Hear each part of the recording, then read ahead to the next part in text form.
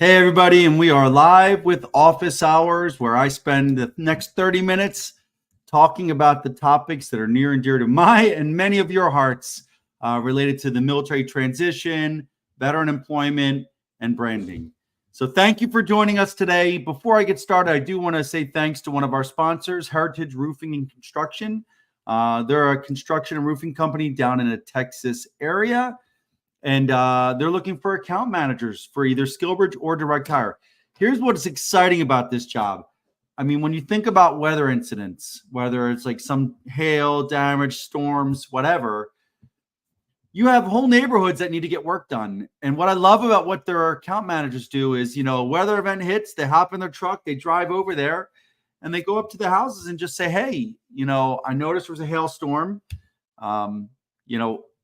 You want us to get up on your roof for free and take a look and see if there's any damage. We'll take pictures, provide it to you. And you do that. And if there's damage, you say, do you want us to help you file the claim and then process all the work? So it's a one-stop shop where you get to help companies or help houses or homeowners fix their houses after a weather event. Our CEO, Nick, shared a story. They had hail damage in his neighborhood, and there was like 25 houses.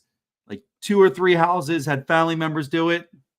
The other 22 all went to one guy that went door to door to door and took care of all of it. He said the guy was probably there 5 or 6 times over about 30 to 45 days, made sure that the work was filed, that the claim was filed, that the work was done to standard, got up on the roof and showed him where everything was fixed. And that person took probably 22 commissions, very nice commissions home from it. So could have made 6 figures in about 6 weeks of work. So I will tell you, check out Heritage Construction. If you have any questions, go to the Hire Military page and check it out. So let's get into this session. What I'll tell you is if you get a chance and you're dialing in live, please put in the comments where you're dialing in from. And if you're looking, put in what you're looking for. It'll help our larger community be able to come to your support. The other piece that I'll say is over the course of this session, I'm going to talk about 4 or 5 topics over the 30 minutes that are near and dear to my heart this week. If you have questions or there are additional topics you'd like addressed, please drop them in the comments in the form of a question, a la Jeopardy, and Olivia in the background will populate it for me and I'll be able to address it. All right. So let's talk about the first topic. This is going to start you off on a nice note right here. Let's talk about remote work. I shared in the last few days, there was an article that CNBC posted. It was about a survey that resumebuilder.com did of 1,000 business owners about the future of remote work. And what they found is that 90% of those business owners said that they are a perfect remote position. 90% of those business owners said that they were modifying their return to office policies by the end of 2024 to bring people back in at least in a hybrid role or some form of hybrid role. There was going to be a return to office policy. What does that mean? It means a couple things. It means that not all the jobs are safe. There was a lot of push to remote work through COVID by necessity. And I think what a lot of business owners are deciding is that was not what was best for their business. And they're starting to make some of those changes. I don't think we should be surprised at that. This is just the way that the world works. The next part is, you're not safe ever. Like there could be a return. You could have been remote for the last 3-4 years. They have a return to work policy, return to office policy. There's not an office near you. You've got till the end of the year to move. What do you do, right? So we talk about that as another piece of just considering where you're at and how your production does and having those conversations with your leadership to see how safe you are and making sure there's options if it's not going to work for you. But the other piece that I want everybody to consider is more transition related. Is I talk to a lot of transitioning military that say, I'm looking for remote work and I want a remote job. And I'm like, why? And the answer is, I want to focus on college. I want to go to school. I want to spend more time with the family. I had somebody comment on there, say, well, we're used to having 30 days off, 10 to 15 holidays, 5 danzas, and random half days. Remote could be a way to recapture some of that since companies don't offer, time off packages like that. And I said, remote doesn't mean less, right? Remote does not mean less work. You are still expected to put the same amount of work as you would in office. You're just doing it from a remote environment. And I'm going to take it a step further and say remote is not a job. So when I talk to you about what you're looking for or what you want to do, if you say something remote, I'm going to say you did not give me an answer except for the fact you probably don't want to work, right? What job do you want to do?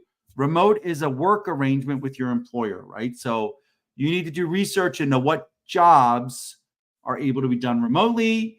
You need to start looking at what employers have those jobs in mass that you qualify for, and really figure out what you want to do and start working towards that, right? So that's the big one, is I want you to realize that remote is not a job, and it should not be the first word out of your mouth when you say what you're looking for. You should be looking for a specific career, right? This is the path I want. Like a remote in HR doesn't tell me enough. It kind of says, I don't really want to work that much, but I want to work in HR. I would talk more about which of the pillars of HR do you fill? What types of role? Do you want to be an HR business partner? Do you want to be an HR generalist? Do you want to do, onboarding? Do you want to do learning and development? Do you want to be in the talent management, talent acquisition field? There's a lot more involved in remote. Do you want to deal with benefits and compensation? Do you want to deal with unions and the like? So think about this. It all comes down to what I really focus on, which is really figuring out what you want to do, understanding what people in that job do every day, and then articulating why you're a best candidate. For most of you, once you've done 5, 7, 10 conversations with people in industry to understand this, you can find that experience in your background. That's what's the beauty of the military, is they train us to be generalists in a lot of ways, and you can find examples of when you've done just that. So that's enough for remote right now. Feel free to drop your comments if you'd like.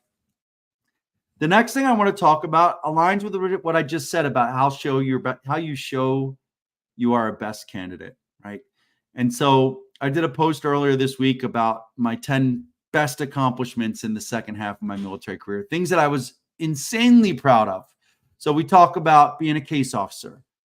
We talk about being the J2 for the White House Communications Agency and being in the White House on a pretty much daily basis, including the West Wing. We talk about being at INSCOM, being at DIA, my job at the detention interrogation facility at Bagram Airfield, being in charge of, all the human intelligence, counterintelligence activities for the Army in the Pacific Theater, like all these super cool jobs. And the thing is, if I listed those all on a Word document, what jobs do they align to in the private sector? Right? If you take defense and the intel community and the intel world out, right? What jobs does White House Communications, INSCOM, case officer? I mean, I talked to someone when I was in my transition. I was so proud about that case officer time. There was less than 20 NCOs in the Army doing that job, in the entire Army. Super proud of that job. And I remember talking to a lady, and she said, "Oh, so you worked in a hospital managing cases?" And I was like, "That's a case manager."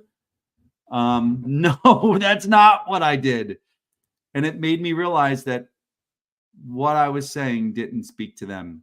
And so as I talk about, tailoring your resume, people need to understand you don't just have one resume.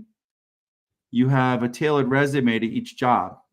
And if you are applying to 5 different fields, and Michael Patterson, like looking for remote work, you did not say what you want to do. Keep that in mind. When we talk about writing resumes, we talk about the transition. Say you want to be a project manager, operations, or in logistics, right? Those are 3 base resumes that you're tailoring for every job, right? It gets to be a little overwhelming. Whereas if you are really dialed in on logistics, right, and the different jobs that exist in logistics, you could have one really strong base logistics resume that you can tailor in minutes. But if you're all over the place, it doesn't work that way. Like, for instance, security management and program management, 2 completely different fields in a lot of ways. And so which one is it, right? And why is it program management and not project management, right? So I tell people you've got to do the research. So what I would say for John that just put the comments there is I would say get on LinkedIn, type in security management or security manager, click people. So you get people with that on their profile, add the filter for the branch of service you came from for past company, U.S. Army, Navy, Air Force, Marine, Coast Guard, Space Force, whichever one you want, and then reach out to those people and tell them that you're getting out and you want to connect and maybe get some advice and really dial in, what does security management mean? And when you say program management, what does that mean, right? What do they do every day? Where do they, where do they spend most of their time? What are their biggest challenges? What are their focal points? What metrics do they track, right? What are their boss's priorities? If they're in meetings all day, what kind of meetings? Who's running them? What are the deliverables? What are the purpose of the meetings, right? Is it too many or not enough?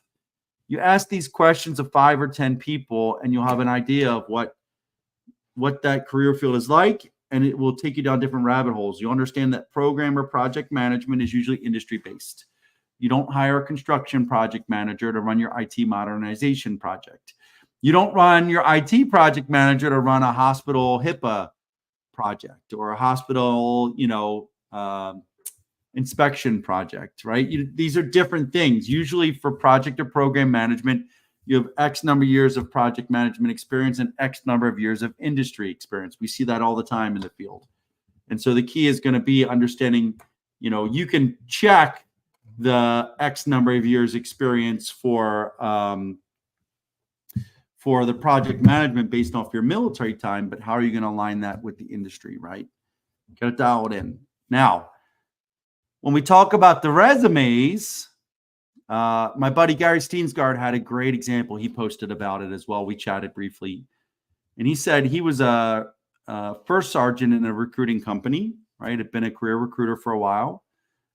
He's a fantastic leader. He, right now he's an HR expert in my eyes. But he said he was in the middle of his transition and he went to a SHRM, Society for Human Resource Management event, where he thought he wanted to be an HR manager as a first sergeant because you're taking care of people. It's HR, right? He went to the event with his resume. He met a senior HR leader, and she looked at the resume and said, "Gary, this is a wonderful resume." But the problem is it doesn't tell me that you can do this job, right? There's nothing on it that speaks to your ability to do this job. It just says what you've done, and a lot of them are not related. So I really want to say when we come to tailoring, we should be able to look at a glance and see that you can do this job because you've done related elements before. You've addressed all the key competencies that are in the job requirement in numbers that make sense. No responsible for. We want to see what you did with that responsibility, right? What did you do? What are the results? And so keep that in mind when we're talking about resumes. And that tailored resume, a good tailored resume using terms that are norms for the career field and speaking to your accomplishments in a way that makes sense to the recruiter and the interviewer will put you ahead of 95% of other candidates. So make sure you're doing that. Now, the other post that I talked to this week was about SkillBridge, right? Near and dear to my heart. And so what I want to talk to about SkillBridge is there's a lot of companies. There's over 900 companies that got DoD MOUs, right? And I talk to so many companies that reach out to talk about SkillBridge. And they're like, oh, we just got our MOU with the Department of Defense. We're good for SkillBridge. And I said, okay, great. Come back to me when you realize you're not. And they're like, well, what do you mean? And I said, well, okay, you just got your MOU. How are you going to process a SkillBridge or career skills program packet for a soldier? What's the process for a Navy sailor? What about Air Force, Marines, Space Force, Coast Guard, right? What is the specific process to process those packets? And then how do you have access to candidates, right? You got to get people 6 to 12 months into your pipeline earlier than you're probably doing for your direct hires. And so how do you have access to those transitioning military community that you can align to those roles, right? And so, we've got the training documents you got to submit with all of it, like all the reporting to DoD, MCTO office, all of this stuff that's involved in a program. the DoD MOU is the first step. And in fact, the Army doesn't even use the DoD MOU, right? The DoD MOU is the ticket to the party when it comes to the Air Force, the Navy, Marine Corps, Space Force, right? So just keep that in mind. And that's why companies like Hire Military exist, to give you access to the talent, to make it easy for you to find that incredible transitioning military talent, get them on board for 3 to 4 months, give them a full-time ride in a specific role. That's what we want. We want you to have a role available, have headcount available. They're going to be a full-time member of your team, working in an internship for 3 to 4 months. And that's why we have a 97% job offer rate. 97% of the interns that get a placement through Hire Military with a company get a job offer from the company that hosted them at the end of their internship. We just had one drop out, and they dropped out because of family emergency. A family member just got like a serious case of cancer, and they had to go take care of them. And, you can't stop that from happening, unfortunately. But it all comes down to, that's why the Hire Military team is doing it. And so I'll tell you to keep that in mind and check the success of your own programs at your work and make sure you're getting the same thing. So on to the next topic. And thank you, Daniel. We take great pride in our ability to match the right talent with companies and making sure there's no fluffy numbers. They're getting job offers from the company that hosted them. But it makes sense if someone's a full-time member of your team, they hit the ground running, and they work 40 hours a week in a specific role for 3 to 4 months. You already know how they're going to perform, right? So 2 other topics today. I'm going to try to finish on time. The first one is about degrees and certifications in a lot of ways. This all comes down to my conversation about making sure you choose the right degrees. Degrees are expensive, not just in money, but also in time and effort, the amount of effort you put into getting those degrees. I often joke that I have a BS in liberal arts. I call it my BS degree, right? I had 1 year of college before joining the Army, factored in all my Army schools. And at the end of the day, when I went to the college where I got it, I said, what is the quickest degree I can get with the least amount of work? And they said, we can get you a Bachelor of Science in Liberal Arts. It's an regionally accredited university, totally legit. We can get you a Bachelor of Science in Liberal Arts. You have to take 1 online class about how to determine what's true on the internet and 1 3-credit capstone. So 4 credits. And the capstone was remote, liberal arts. I had to read Huck Finn and like comment, write a paragraph about a chapter a week, and then comment on 2 other people's work. I mean, it was not a lot. And I got my degree. Now, I did not learn anything from that degree. I already knew how to determine what was right on the internet, and I'd already read Huck Finn when I was a kid. But I did need that piece of paper. And like it or not, there is a glass, or some people say paper ceiling out there for a lot of roles, meaning for a lot of management roles, you are required to have a degree. For government contracting, a lot of the management role in government contracts require degrees, right? So if you do not have a degree, then you don't get a ticket to the party. You can't be in those roles, or they have to submit waivers, and most companies aren't doing that in the contracting world. I had a buddy that got a $200K a year job because of relationships coming out of what they did. They were there for a year and a half. The company downsized, got rid of that business unit, and they were out of the job, and they could not find another job because they did not have a degree. They couldn't even find an 80K a year degree. So they had to go start over in a lot of ways. And I told them, like, the degree is the differentiator. I would not have been able to work in Ernst & Young without a degree, period. End of story. 0 chance. And a lot of companies are talking about how they're getting away the cost, the barrier, the degree barrier, whatever. But the end of the day is that the prejudice, the bias, whatever you're going to call it, still exists. So I'm going to tell you, if you want to be in management role, go get your bachelor's degree. Now, there's a lot of people that are getting degrees.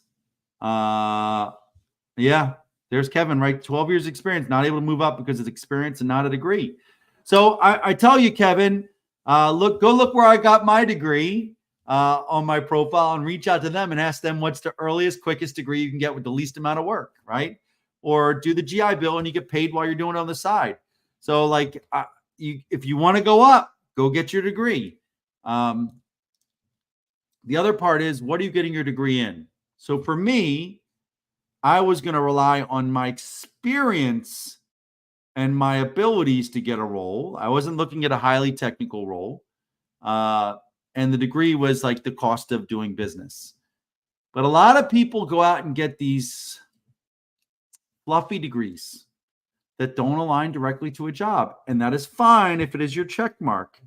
But if you're going to get a degree or a certification because you want it to get you a better job, please talk to people in that career field and choose to get their advice on what degree you should pursue. I see a lot of people get like an MBA in leadership. And I'm like, are you kidding me? Like, do you see the leadership aspect listed anywhere in a job description? You could have got an MBA in accounting and you would have been like, it would have been clawing to get you, right? And it's just a difference in 2 classes, or economics or marketing, like you got to think about these hard skills that are out there. You can get a degree in history or you can get a degree in math, right? Or physics or whatever. So I just, we talk about the certifications. I see people getting, there's an interesting project management situation that I see, right? There's a certified project director, and then there's the certified project manager. There's the PMP, project management professional, right? One of them has value. The other one does not. And why? Because if I have a rec that says you must have your PMP and you say I have my C certified project or program manager, you're not qualified, right?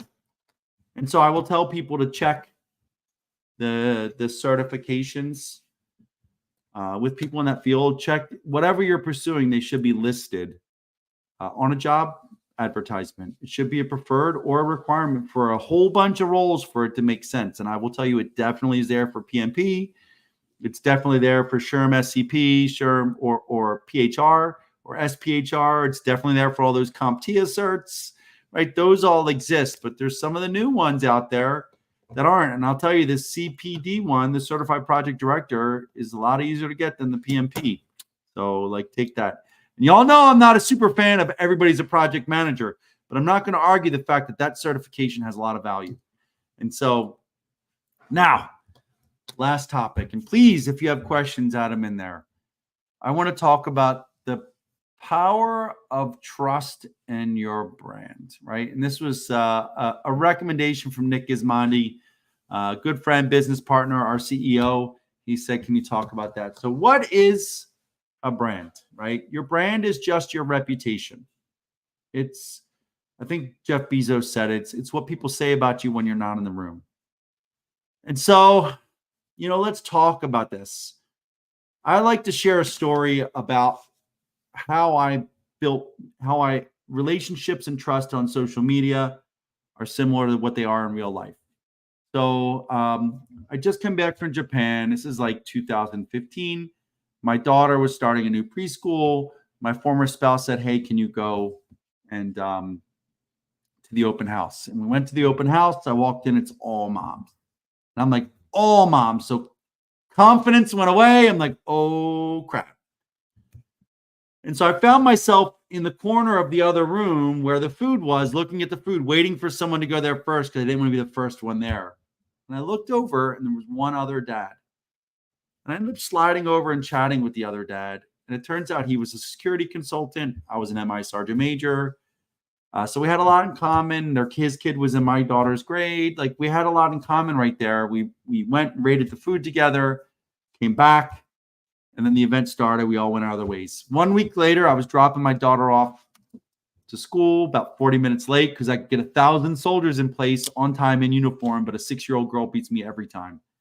And so I'm defeated, walking in, holding her hand, and out walks Ryan. And, he had just dropped his son off 39 minutes late. And so I'm like, oh my God, you too? He's like, I'm like, do you want to get coffee? He's like, yes.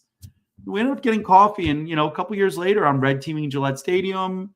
He actually submitted me to be the director of security for TD Garden, where the Celtics and Bruins play.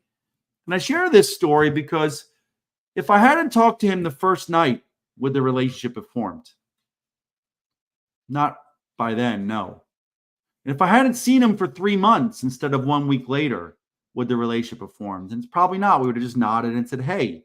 So you build relationships based on shared backgrounds and interests, right? And it's usually multiple. You bump into each other multiple times in a relatively short period of time. Now, here's where it gets really cool. Let's say you take a selfie or you take a screenshot of this episode and you post it on LinkedIn and say, hey, great session, office hours with Michael Quinn. I like the conversation on this topic, or I learned this. When you post it on LinkedIn, what happens is that will go out to your network. Say you have 300 people in your network, goes up to 300 people. If any of them click like on it or comment, it goes up to their network. If any of them click like or comment, it goes up to their network. Now you tagged me, I click on it and say, thanks for joining. What was your biggest takeaway? It goes up to my 371,000 people. And then you create these ripples across the platform, right? If you think about ripples in a pond, you get the idea I'm doing. Every one of those ripples has touch points. Someone sees the post, someone sees the comments, they get your picture, name, the headline, and whatever you posted about. It's like you just bumped into each other. And so, if you want to build relationships and trust your brand at scale, you do that by throwing a rock into the pond repeatedly and creating all these ripples, and you're creating these touch points over and over and over again, right? So you post, that's your rock in the pond, you create the ripples, and organically people will start to know who you are, right? I see Gary doing it, Gary Steensgaard. I think about him for HR because he's always posting about that. And he does the same thing, right? Now, here's where it gets interesting. I'm going to ask you, what do you want to be known for, right? So if you're going to do, I see a lot of senior leaders that just do posts about giving out coins or PT or promotions and retirements, and those are great. That gives us name recognition and maybe title recognition, but that's it. We don't know what you do, right? And so you've got to think about, how do you share the stories enough so that people think of you when an opportunity comes up? I don't think they're cat memes anymore, but like I used to laugh. People would post all these cat memes or all these viral videos that, yeah, I see your name, but I never think of you when a problem is there. I don't think of you when, a job comes open and we need to hire someone, right? And that should be the goal. So I'm going to tell you all that you have to blend in when you're thinking about your content strategy. You've got to share this stuff. You've got to share the pictures so people feel like they know you. You've got to show the good successes of you and your team. But you also have to include things of substance, right? Like, what did you solve? What did you fix? What decisions did you make, in a way that is OPSEC friendly. So usually you can do that by sharing articles that were written by public affairs, or writing it after the fact, right? That's a big one. Like, don't post when you're somewhere. And so I really want you to think about that when you're talking about your transition. And thanks, Lonnie. Maybe take you up on that at some point. But what are you sharing that gets people to think of you when an opportunity comes up? What are you investing enough into your community so that when you need something, they're there for you? I know I'm going to run 2 minutes late, but I'm going to share one other. Jacinta Johnson just posted, thanks to everybody in her network. She had gotten laid off. The network jumped in and, she got a job fairly quickly. And I was really excited for her. But what I shared is that was because you had continued to invest and engage over time while you had that job. And so everybody knew who you were. They were used to seeing you. They were used to your name. So when you'd invested social capital into your network so that when you needed to make a withdrawal, you needed help, everyone was there for you. And that's what I want you all to consider, is how are you investing into growing your community and into building relationships in your community so that when you need something, we'll all be there for you. And there's people that I automatically say that to, and I mean it. And there's people that reach out and I'm like, this is the first time I've ever heard from you. And now you want me to get you a job? Doesn't work that way, right? Unless I have a job from the company that I can refer you to for a company that's hired us to do it, then I'll do it all day. But you just got to think about it, right?